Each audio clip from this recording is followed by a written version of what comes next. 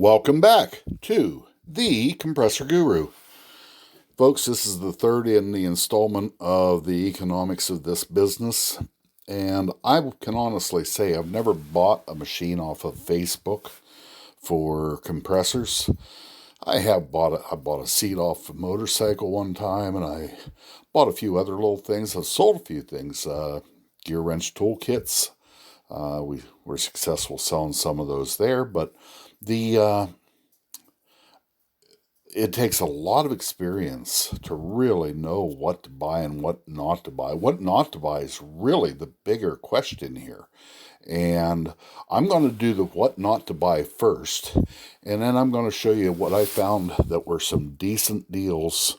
And the best deal I found on the internet is here in central Pennsylvania, and it doesn't belong to me. First off, Sanborn Compressors, Sanborn. Don't buy, they're out of business. They've been out of business for 25 years. They made a cheap compressor then, and if it's running today, it's amazing. You'll never get parts for it.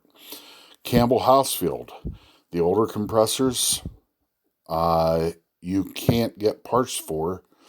The older compressors, you can get a valve kit and an update kit to turn them into a newer compressor, but it takes complicated machine work.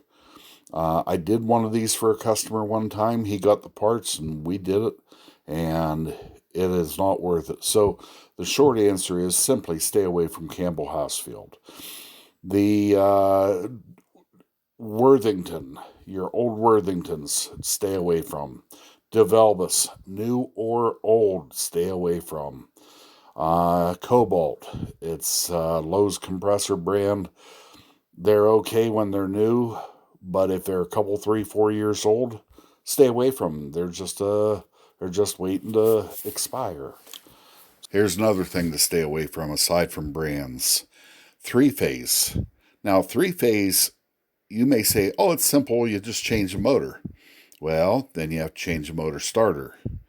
You have to get the right frame, which that's all simple stuff.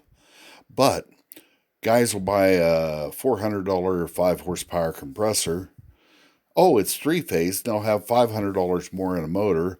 Then they'll have $200 more in a starter. Then they don't know how to wire it themselves, and they've got to get an electrician in. And suddenly your $400 compressor is simple. I'll just throw another motor on it. Just doesn't work. So stay away from the three-phase unless you have three-phase. It doesn't mean there's not some good deals out there in larger machines with three-phase. We'll get to those. So that's brands and electric. Let's talk the tanks. If there's no certification tag on the tank, it's been cheaply made. If the tank's been welded or repaired in any way, it's a flat out no. Now to the maybes. Now, what I'm talking here are the tanks. The tanks can be a bomb. The best thing that can happen with a tank failure is to have a pinhole. The worst thing is too nasty to talk about here. So the maybes, 1975 and newer, tank I would buy, but I would hydro test it. 2000 and newer would be a buy, and I would trust the tank, assuming it's got a certification tag on. And I saw a picture of a tag the other day. It was a 1947. I wouldn't touch that. I don't care how heavy the steel they made them, but I wouldn't touch that tank for nothing. So, yeah, the tank's a very big safety factor in this whole deal, whether it's a good deal or not. And what you spend on a tank, you got to look at what new tanks cost. If you're going to buy the compressor and you got an old tank, you might have to be buying a new tank, and new tanks are not cheap, and used tanks are hard to find. So let's take some real world examples here. Here's a Chicago Pneumatic. It's an electric air compressor. There's the tag on the tank. There's one side of the compressor, and it's looking good so far. think there's a certification tag on that tank, but I'm not sure. Uh, then you got the other side of the tank, and it looks like a nice little compressor. So, but there's a red button on that motor. That tells me that that's a commercial duty motor. And that being a commercial duty motor, that's one strike against it. Now, I went down and read the description in this, and I couldn't get a screenshot of the description. But here's the folder. This is an 8-gallon tank. That's a 2 horsepower compressor. Don't kid yourself. It's scaled beautifully. I thought it was a 5 horse compressor on a 30-gallon tank. And here it's an 8-gallon tank. This is a tiny little machine. Don't kid yourself. A 2 horsepower compressor, you can go to Lowe's and buy a new one for a few $100+ I don't even know what this one was selling for, but you know, this is a no. This one didn't even give us a price, but here we got an old Curtis pump, and they're a decent old pump. But look at the second picture. There's no motor on it. You can't even hear this thing run. This is an instant pass unless it's a new enough tank and you want to buy it for the tank and it's cheap enough. So next is a nightmare waiting to happen. And you got yourself a old open frame motor, and I don't mean an open drip, I mean an open frame motor on a Westinghouse compressor.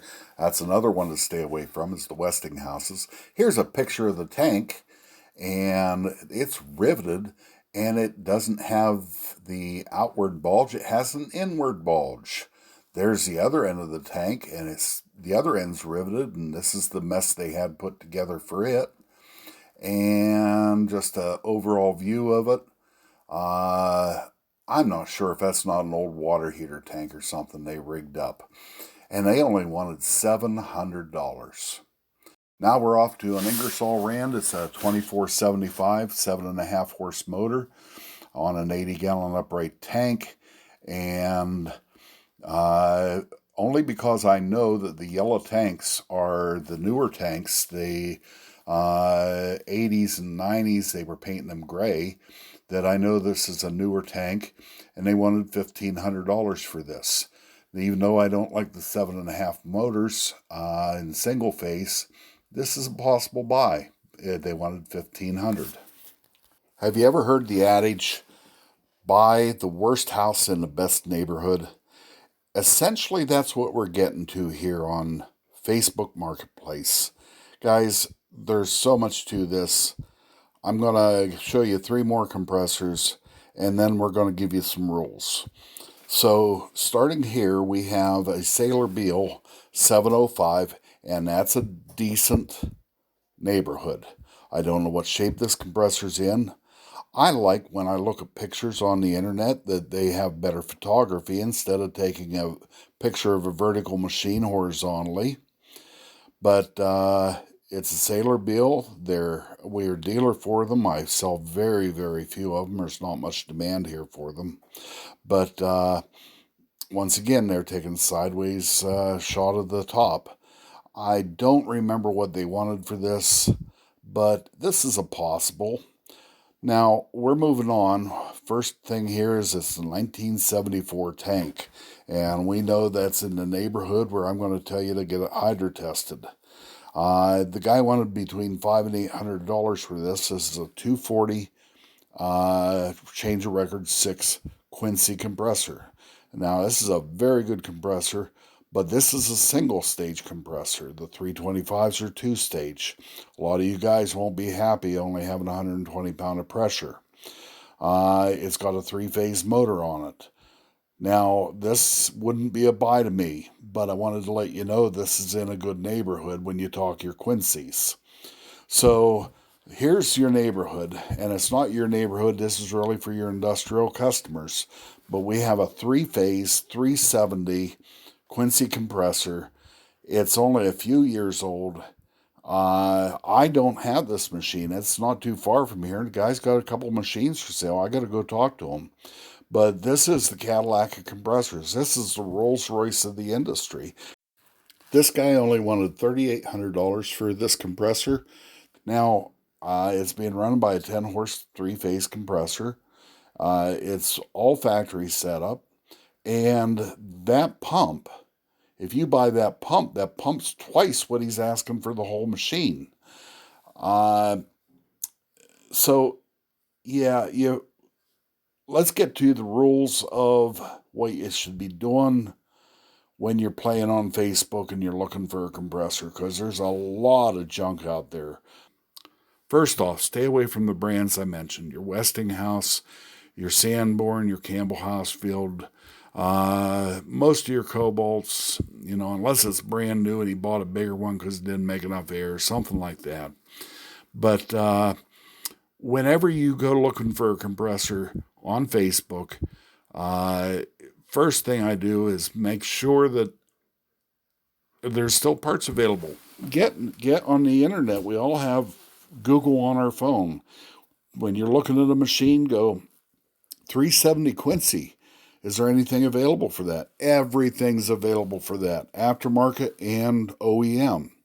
Is there anything available for a Sanborn? There is nothing available for a Sanborn. There's virtually nothing available for DeValbus. So you being your own best friend by doing the research on the machine you're looking at. And the other thing to do is, like that Quincy that was $500 to $800, the 240. If that had a single phase motor on it, it would have needed some work. You'd have had to hydro test the tank. It would have needed a motor starter. But that might have been a deal, because those Quincy's, they do run forever. The Ingersolls run very, very long. Your Saylor Beals are a good solid pump. Your Curtis's are a decent pump.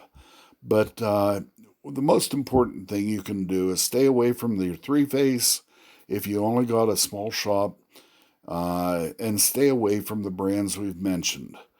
Research, research, research. And remember, you are buying a compressor that's on a tank, and that tank can be a bomb. So please be careful.